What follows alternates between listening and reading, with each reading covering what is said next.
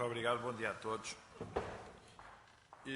Eu queria fazer uma declaração de apoio ao manifesto pela reestruturação da dívida e apresentar uma proposta aqui à sessão de Câmara.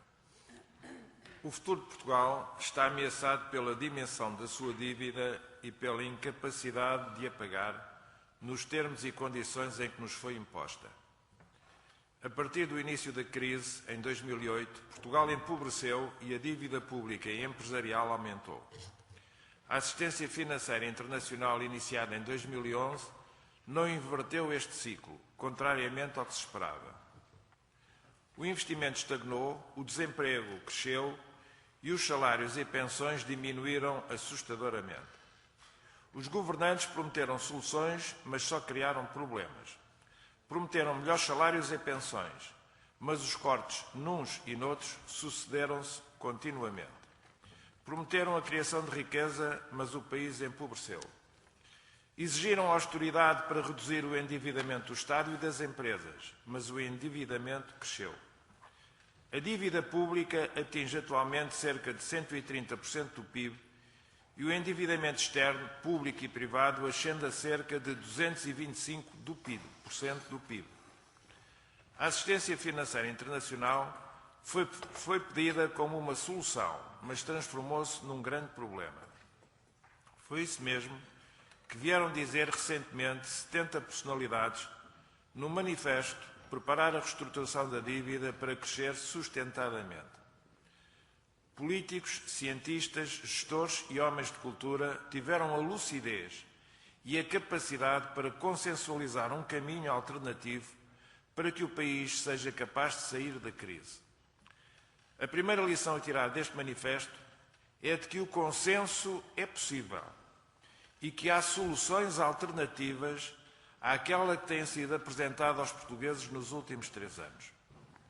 De um lado está a Troika e os atuais governantes, ambos de acordo que o caminho para o país é o da austeridade e o do empobrecimento, com a promessa de que com esse caminho nos conduzirá à prosperidade económica e social.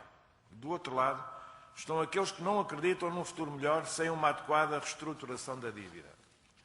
À Troika e aos governantes é preciso dizer com veemência que pobres já estamos e que quanto mais prosperidade económica nos prometem, mais empobrecemos.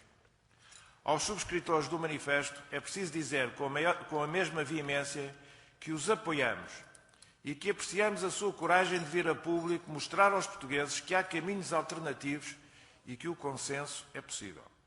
Como eles, também nós entendemos que é imprescindível reestruturar a dívida para o país crescer. Portugal tem de escolher entre a austeridade e a reestruturação da dívida. Já sabemos onde a austeridade nos conduziu nos últimos 3 anos. O país tem de encontrar caminhos alternativos que nos permitam progredir. A alternativa existe.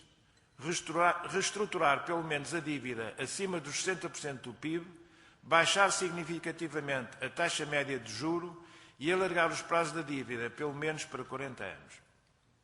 O que não existe é capacidade política para criar condições de sucesso a essa alternativa.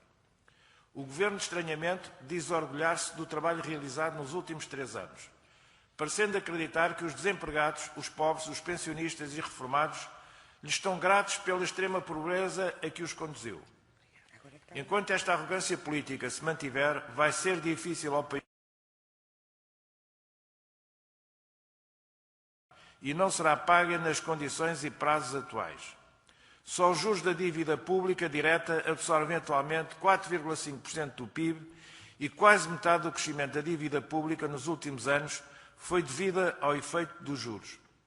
Ao recusar a solução alternativa da reestruturação da dívida, o Governo está a ser responsável pela falta de consenso nacional para sair da crise. Entretanto, a dívida do Estado não é só um problema do Governo Central, é também um problema das autarquias. Por isso mesmo, os vereadores do Partido Socialista propõem à Câmara que aprove um voto de apoio ao manifesto, preparar a reestruturação da dívida para crescer sustentadamente e solicita ao Governo que se disponibilize para um consenso nacional tão amplo quanto possível sobre a reestruturação da dívida. Muito obrigado.